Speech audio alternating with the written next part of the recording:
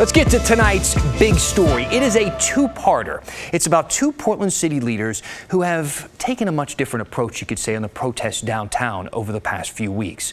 We're, of course, talking about Mayor Ted Wheeler and Commissioner Joanne Hardesty. Now, Wheeler has been trying to walk this fine line by supporting both the protesters and the police bureau rank and file. After all, he is the police commissioner.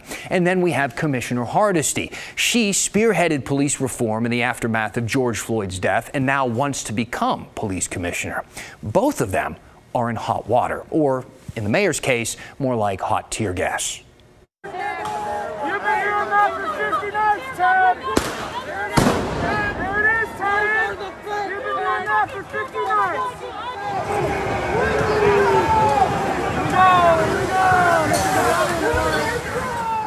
That's something you don't see every day, the mayor getting tear gas. Yeah, the mayor showed up to a protest outside of the Justice Center last night for a listening session, and a few hours later joined those hundreds of protesters. But if you think getting gassed alongside them made Wheeler the protest hero, you are way off base, because in between the tear gas and the flashbangs, there were chants of F Ted Wheeler, tear gas Teddy, and demands for his resignation. This was not a friendly crowd to Wheeler on either side of the Justice Center fence. So on one hand, you've got protesters who are angry at him for not doing more to rein in Portland police, who used tear gas against protesters many times during the first weeks of these protests. He did later limit how police can use tear gas, and a court order also did the same thing. And now Portland police can only use tear gas if officers feel their lives are in danger. And to be fair, they say they haven't launched any gas in more than a week. The tear gas that you've been seeing on the news lately is coming from the feds, who don't fall under that judge's order. And while local protesters don't think the mayor is doing enough to temper police, the president, on the other hand, thinks Wheeler is being too easy on protesters. And I'll tell you what, the governor and the mayor and the senators out there, they're afraid of these people. That's the reason they don't want us to help them. They're afraid. I really believe they're actually maybe even physically afraid of these people. So from the top down, we're talking about a man with very few allies. And nobody was more aware of that last night than the man who lost to Ted Wheeler back in 2016, Jules Bailey. He tweeted out last night, and it is our quote of the day. This is something else. Bailey said, quote, "Some days you feel like maybe things worked out for the better after all." So let's talk specifics now.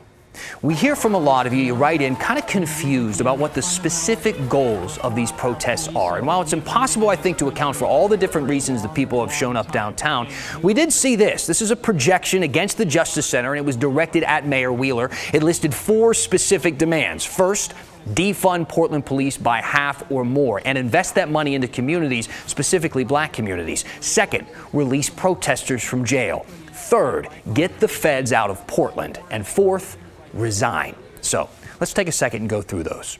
Wheeler has said that he won't resign, and he has no plans to hand over that role as police commissioner to anyone else, including Joanne Hardesty, who has said that she wants to take up the mantle.